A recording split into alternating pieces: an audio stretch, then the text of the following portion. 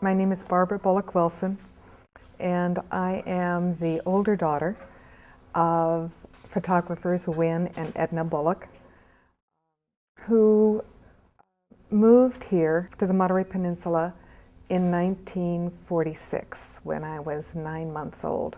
Dad had just gotten the photographic concession at Fort Ord, and he made a living as a commercial photographer, but it was really his creative photography that, of course, gave him the most meaning and for which he was internationally known. He is considered one of the mid-20th century master photographers, along with Ansel Adams and Edward Weston.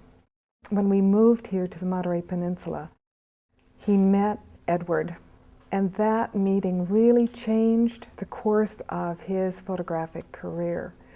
He had been involved in a lot of experimental photography in the early 40s. His first career was as a concert singer.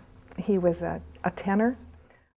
He sang in Irving Berlin's Music Box Revue in the 1920s. He concertized in Europe. He did vocal studies there. And it was actually in Paris, where he was studying and concertizing, that he discovered the work of the Impressionists and Post-Impressionists, and that gave him a window to the possibility that visual arts could be a means of creative expression for him.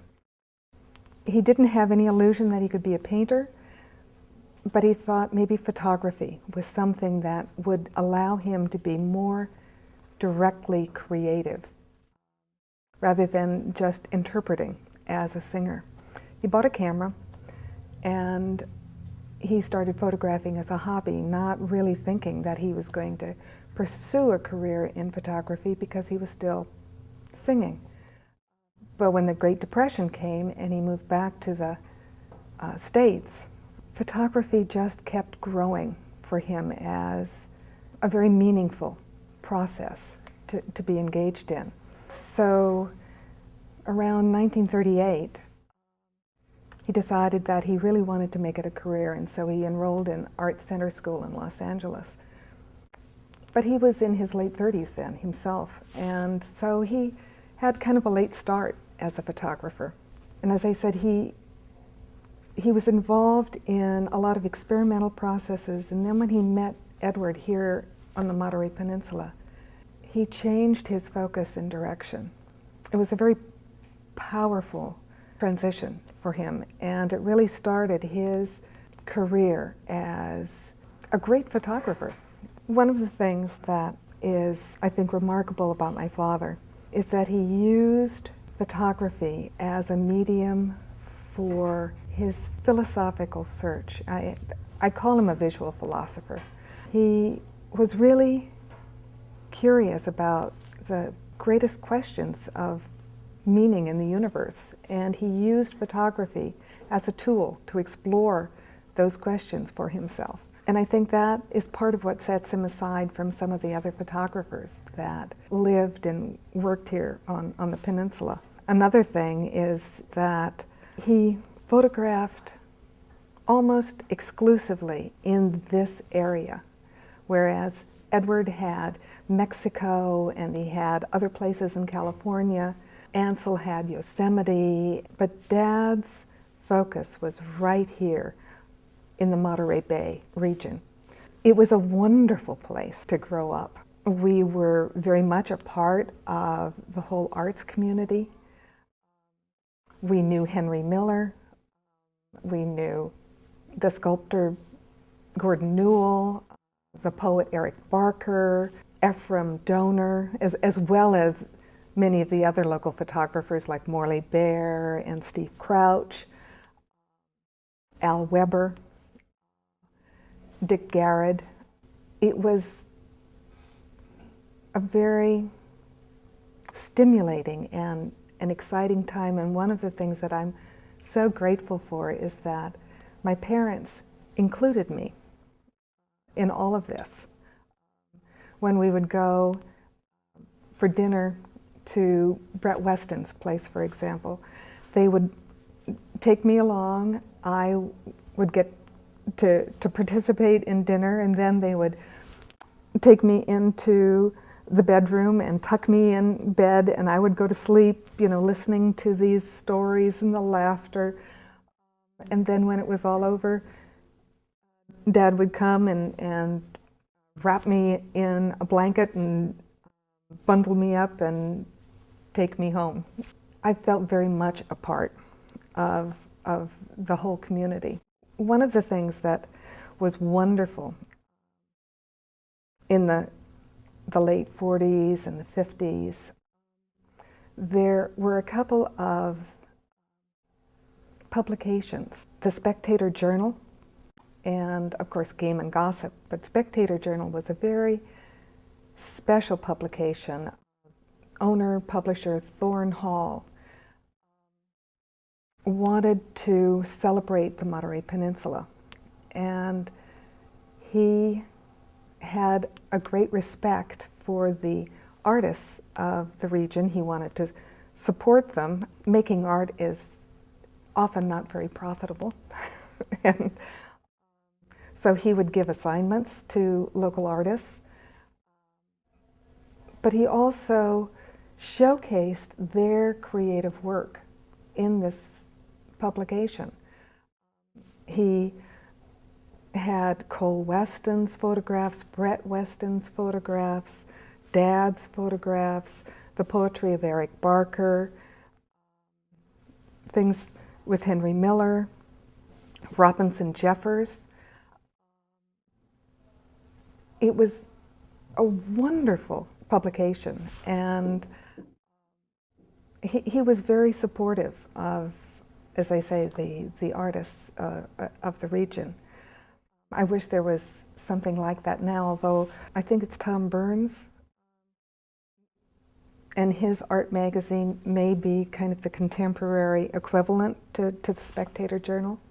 Emil White was a very good friend, and Henry Miller and Emil were friends of the family. Emil introduced Dad to a lot of the Big Sur art community. He connected Dad with Jaime D'Angiulo, his ranch up at the very end of Partington Ridge, and Jaime's ranch or caretaker, Sandy Justice. And Sandy Justice fell in love with Dad and invited him to come up and photograph any time that he wanted. Some of Dad's most well-known images are from that area. Mom used to get a little worried at times when Dad would go off photographing in Big Sur, and at the end of the day he would have dinner with Henry or Emil, and she said she always knew when he had dinner with them because he reeked of garlic and a little wine.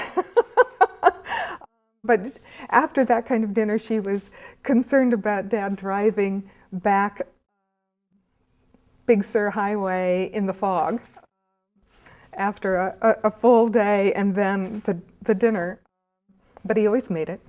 Back when Dad was photographing in the early 50s, Point Lobos was a wonderful place for him to work. I remember it's kind of my second home. I had my second birthday there.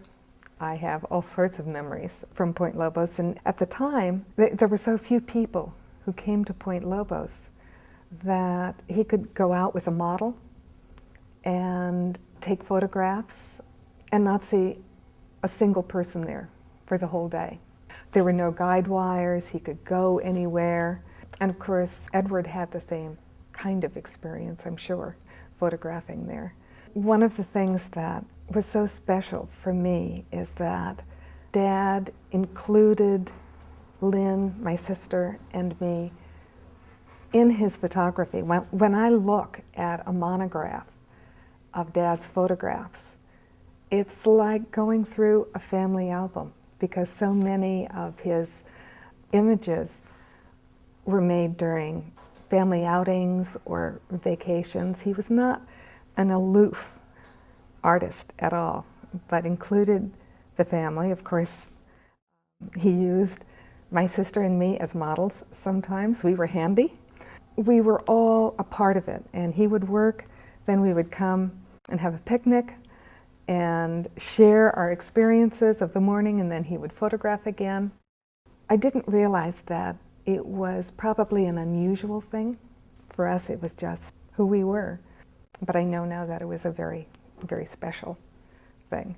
I remember as a little girl going into the dark room. His dark room was a tiny little room at the end of the garage. Unlike Ansel Adams, which his dark room could fill this room. It was just a little cubby hole, and I would sit on a stool, a high stool, and he would have piped in music. He would be singing along opera or whatever it was, and I would get to help rinse the prints. I was 4 or 5 years old, and later he would allow me to squeegee them and put them on the drying rack. We would get to talk with each other. You'd ask me about how I felt about the image that was coming up or my day. It was a very warm and intimate and just a lovely experience to share that with him. Later, when I was in college and beyond, we collaborated on books together. I've written about his photography. And then when he died in 1975, my mother had been a dancer and a physical education teacher, home economics teacher, and she had taken a leave of absence to help care for my father when he was diagnosed with cancer. And after he died, she was 60 years old, had never been involved in photography, always said one photographer in the family is enough, but was very supportive. I mean, she helped make his career, his life possible, but she wondered what she was going to do for the rest of her life. She was a very zestful, active woman. And lo and behold, to our astonishment, she decided to become a photographer herself. 61 years old, she walked in to Photography 1 at MPC. Henry Gilpin was the teacher. And he said, "Edna, what are you doing here?" And she said, "Well, Henry, what do you think? I'm here to learn." And that was the beginning. She took all the courses she could at MPC. She took workshops from Ansel and Morley Baer and a variety of other photographers that had known Dad and that she had known through Dad. She then hit the ground running. She became a workshop leader. She became a well-known photographer. By the end of her life, she had had over 100 shows all over the world. People liked to call her the little white-haired lady who liked to take male nudes. She and I did a book together. It's called Edna's Nudes. We had what I like to call Mom's Big Bash. It was released on her 80th birthday. We had a huge party at Sunset Center. 400 people came. That was in '95 when she was 80 years old. And for the next 2 years, we crisscrossed the country with book signings and shows from Delray Beach, Florida, to Seattle, Washington, to Santa Barbara, to Vermont. And we had a ball. Her photography was mainly black and white, like Dad's, although Dad had a fabulous period of abstract color imagery that we're just beginning to reintroduce to the world. She did wonderful work with the human figure in nature, including male nudes. She said, I'm tired of the male form being used for beefcake or other kinds of exploitive uses. I think the male body has just as much interest in beauty as the female body, and so she wanted to express that. And she saw with a dancer's eye. She saw movement in the landscape as well as the human form. And her photographs of nudes is really a very important body of work. She tended to work in series, in themes, and she has a wonderful body of work on flea markets, on fences, knotholes, wood, and that sort of thing. And so here I am with two incredibly creative parents, and what I do now is to manage the Bullock family photography estate and to help share their legacies with the wider world.